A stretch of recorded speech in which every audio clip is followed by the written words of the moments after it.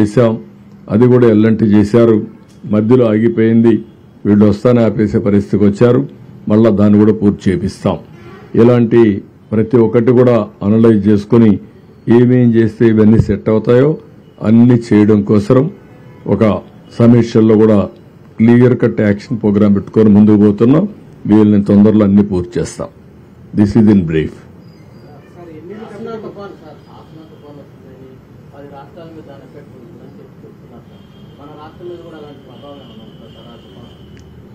ఏ తుఫాను కూడా ఎప్పుడొస్తుందో ఇంకా ఎవరు ఫిక్స్ చేయాల. తుఫాను అనేది మీరు గుర్తుపెట్టుకోవాల్సింది సముద్రంలో ప్రారంభమైనప్పటి నుంచి అలర్ట్ చేస్తూ ఉంటారు. ఆ తుఫాను డైరెక్షన్ మారుతా వస్తుంది. అటు పోతుంది, ఇటు పోతుంది.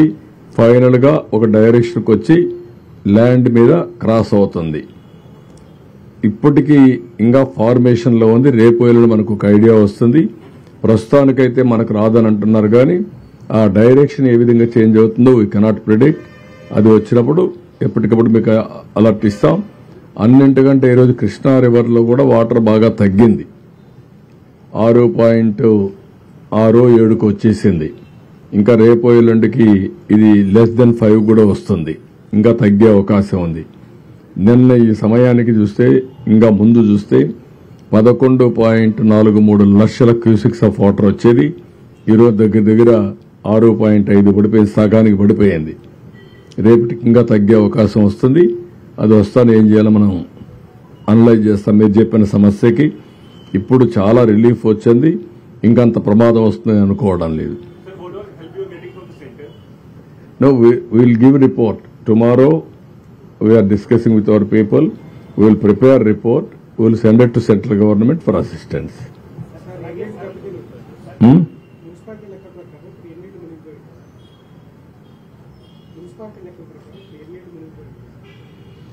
ఎన్ని ఇండ్లు మునిగిపోయినాయని కాదు, చాలా ఇండ్లు దెబ్బతిన్నాయి.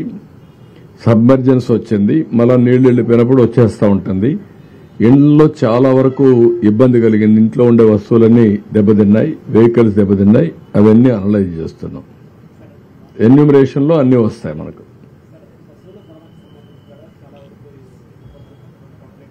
ఏది అందుకే దానికి కూడా ఏం చెప్పామంటే, క్యాటిల్ ఏవైతే చనిపోయినాయో అవన్నీ కూడా ఎక్కడికక్కడ డిస్పోజ్ చేయాలి. వెటనరీ డిపార్ట్మెంట్లో కొన్ని ప్రొసీజర్స్ ఉన్నాయి. అవంతా కూడా ఈ సాల్ట్ అవన్నీ వేసి అక్కడనే బరీ చేయాలని దగ్గరలోనే. అది కూడా ఒకసారి పెట్టాం. రేపు ప్రొక్లైన్స్ పెట్టి అవన్నీ బరీ చేస్తారు. ఓకే. అదే మరి ఫాడర్ కూడా పశువులకి అది కూడా ఉంది.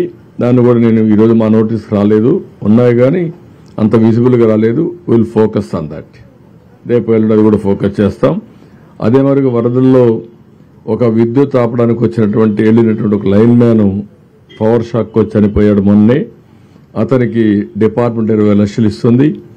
గవర్నమెంట్ కూడా ఒక 10 లక్షలు ఇచ్చి 30 లక్షలుగా ఇచ్చి ఆయనకు న్యాయం చేస్తాం. ఇంకో పక్క గోదావరి లెవెల్ కూడా కొద్దిగా 41కు వచ్చింది. దాన్ని కూడా మానిటర్ చేస్తున్నాం ఎప్పటికప్పుడు. ఇది బ్రాడ్గా అవి కూడా చెప్పాను. మహాప్రస్థానం వెహికల్స్ అన్ని పెట్టి వాళ్ళందరినీ తీసుకొచ్చి పోస్ట్ మార్టం చేసి వాళ్ళ ఫ్యామిలీస్కి అప్పచెప్పమని చాలా స్పష్టంగా ఆదేశాలు ఇచ్చారు ఈరోజు. ఓకే. ఇంకొకటి కూడా మళ్లీ అపీల్ చేస్తున్నా. ఈరోజు చాలా మంది ముందుకు వచ్చారు. ఆ పేర్లు కూడా ఎప్పటికప్పుడు రిలీజ్ చేస్తున్నాం. కొంతమంది 1 crore అని, 50 లక్షలని, 10 లక్షలు, 20 లక్షలు ఇస్తున్నారు. ఈ సీఎం రిలీఫ్ కింద ప్రత్యేకంగా విజయవాడలో వచ్చినట్టు వరదలపైన, ఈ నగరంలో జరిగినటువంటి డ్యామేజ్ పైన అందరినీ సహకరించమని కోరాం. చాలా మంది వస్తున్నారు. వాళ్ళందరికీ మనస్ఫూర్తిగా ధన్యవాదాలు. ప్రభుత్వం తరపున కృతజ్ఞతలు. నేను ఒకటే అందరినీ కోరుతున్నా, ఇక్కడ విజయవాడలో ఉండేవాళ్ళు కూడా ఆ స్ఫూర్తి రావాలి. మనతో ఉండేవాళ్లు ఇబ్బందుల్లో ఉన్నప్పుడు మానవతా దృక్పథంతో మన బాధ్యతగా మనం అందరం కూడా సహకరించే పరిస్థితి రావాలి. అందరూ ఏ విధంగా మీకు తోచిన విధంగా వాళ్ళను కూడా ఆదుకోవడానికి ముందుకు రండి. అదే మరిగా కొండే బాధితులు కోరుతున్నా, మీరు కూడా తొందరపడాల్సిన పని లేదు. అందరికీ న్యాయం చేస్తాం. ఇప్పటికే మీరు చూశారు, 3వ రోజు చరిత్రలో ఇంత పెద్ద విపత్తు ఎప్పుడు రాలేదు. కానీ ఆ విపత్తును ఆదుకోవడం కూడా ఎంత సమర్థవంతంగా చేసామో మీరు చూశారు. ఈరోజు ఒక ముఖ్యమంత్రిగా మీరు చూస్తే ఒక 4:30-5 గంటలు ప్రొక్లైన్లో వెళ్ళానంటే నాకు వాస్తవ పరిస్థితులు ఎక్కడైతే జరుగుతున్నాయో అక్కడికి పోవాలంటే వేరే మార్గం లేదు. నేను హెలికాప్టర్లు వెళ్ళొచ్చు, కానీ హెలికాప్టర్లు వెళితే పైన చూసేదానికి అవకాశం ఉంటుంది. డెప్త్కి పోలేం. డెప్త్కి పోవాలంటే ప్రజలతో ఇంటరాక్ట్ అయితే తప్ప సాధ్యం కాదు. అందుకని రోడ్డు మీద వచ్చి నేను చూశాను. రిమోట్ ఏరియాస్కి ఎవ్వరూ పోలేని ప్లేసెస్ కూడా వెళ్ళాను ఈరోజు. అవన్నీ కూడా స్టడీ చేశాను. ఆ విషయాలన్నీ మా వాళ్ళతో షేర్ చేసుకున్నాను. మా వాళ్ళు కూడా చాలా వరకు ఆల్ అడ్మినిస్ట్రేషన్ మొత్తం గ్యారప్ అయ్యారు. రేపు ఎల్లుండో మీకు చాలా వరకు నార్మల్సీ తేవడానికి సర్వ విధాల ప్రయత్నం చేస్తున్నాం, తీసుకొస్తాం. Thank you. అవి కూడా పెట్టాం, డిజిటల్ పేమెంట్ పెట్టాం, క్యూఆర్ కోడ్ ఇచ్చాం. అవన్నీ కూడా వర్కౌట్ చేసి ఎప్పటికప్పుడు మీడియాకి ఇస్తున్నాం, పేపర్లో ఇస్తున్నాం, ఎలక్ట్రానిక్ మీడియాకి ఇస్తాం. అది మరి సోషల్ మీడియా ప్లాట్ఫామ్స్ కూడా పెడుతున్నాం. ఇప్పుడే మీ అందరికీ ఇది సోషల్ మీడియాలో కూడా పెట్టి అందరికి కూడా ఇది మీకు కూడా షేర్ చేస్తాం, మీడియా కూడా షేర్ చేస్తున్నాం. ఇప్పుడే పవన్ కళ్యాణ్ గారు కూడా అనౌన్స్ చేశారు. వారికి కూడా మనస్ఫూర్తిగా పార్టీ తరఫున ధన్యవాదాలు, కృతజ్ఞతలు. ఇచ్చారా? అది రియల్ గా నాకు తెలియదు. చేశారా?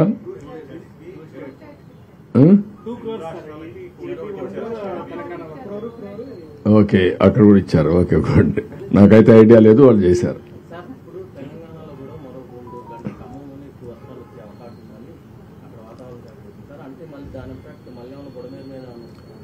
అందుకే బుడమేరుని సెట్ చేస్తున్నాం. ఇంకా ఆ పరిస్థితి రాకూడదు. ఏమేమి ప్రికాషన్ తీసుకోవాలో అన్ని ప్రికాషన్స్ ఆన్ వార్ ఫుటింగ్ తీసుకుంటున్నా. గేట్లు మూసేస్తేనే సమస్య పరిష్కారం అవుతుందని కాదు. ఆ సైడు ఈ సైడు దాని మీద ఆ బ్రీచ్ ఉంది. ముందు ఆ బ్రీచ్ క్లోజ్ కావాలి. అది వైఎస్ఆర్ కాంగ్రెస్ పార్టీలో ఆ బ్రీచ్ పడింది. ఇప్పుడు కూడా బుకాయిస్తున్నారు. బుకాయింపులొద్దు. నేను వచ్చి 80 రోజులైంది.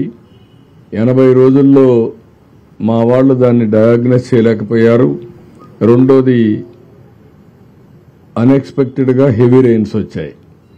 మీ మానవ ఫెయిల్యూర్. రెండో పక్కన ఇది ఇప్పుడు మాట్లాడుతున్నారు ఏదో మా మీద నెడుతుందని. ఎవరి మీద నెట్టక్కర్లా. మీరు చేసినటువంటి నిర్వాహకం ఈరోజు రాష్ట్రాన్ని వెంటాడుతూ ఉంది. ప్రజలకు అన్ని ఇబ్బందులు వచ్చాయి.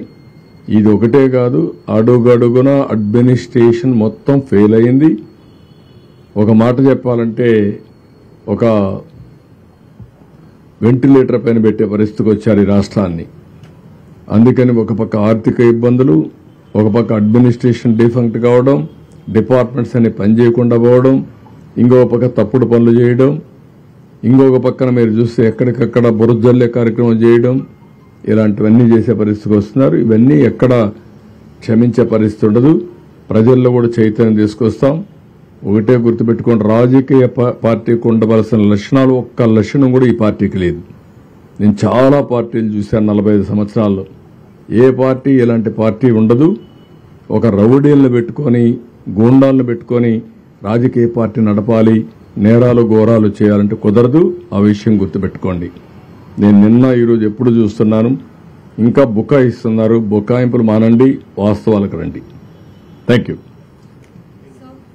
ఇప్పుడు ఆపరేషన్ లేకుండానే మోకాళ్లకు ప్లాస్మా ట్రీట్మెంట్. మీ ఆర్థోపెడిక్ సమస్యలన్నిటికీ రోబోటిక్ టెక్నాలజీ ద్వారా తక్కువ ఖర్చుతో శాశ్వత పరిష్కారం. Free consultation. ప్రతి ట్రీట్మెంట్ పై 20% డిస్కౌంట్. ఈ ఆఫర్ కొద్ది రోజులు మాత్రమే. త్వరపడండి. V9 hospitals 9281465842.